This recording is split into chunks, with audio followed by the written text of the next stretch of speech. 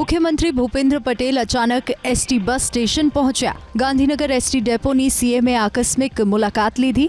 સ્વચ્છતા અંગેની ચકાસણી કરવા મુખ્યમંત્રીએ જાહેર શૌચાલયનો ઉપયોગ કર્યો। મુસાફરોને ઉપયોગી સવલતોનું નિરીક્ષણ કર્યું। ટિકિટ બુકિંગથી લઈને બસની ફ્રીક્વન્સી અંગે માહિતી મેળવી। બસ ડેપોમાં મુસાફરો માટેની બેઠક અને પાણીની વ્યવસ્થાનું પણ નિરીક્ષણ કર્યું। મુખ્યમંત્રીની આ મુલાકાત દરમિયાન તેમના એસીએસ એમ.કે. દાસ પણ સાથે રહ્યા।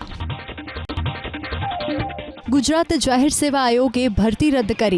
नायब नियामक गुजरात आंकड़ाकीय सेवा वर्ग 1 ની ભરતી રદ કરાઈ છે। ગુજરાત જાહેર સેવા આયોગે ભરતી રદ કરવાનું કારણ ભરતી માટેની ખાસ ઝુંબેશ દર્શાવ્યું છે। નવેસરથી ભરતી પ્રક્રિયા અને માંગણી પત્રક મંગાવીને ભરતી પ્રક્રિયા હાથ ધરવામાં આવશે। રાજકોટ જિલ્લાના ગોંડલ યાર્ડમાં ધાણાની આવકના થયા શ્રી ગણેશ। सीजનમાં પહેલીવાર ધાણાની આવક થઈ।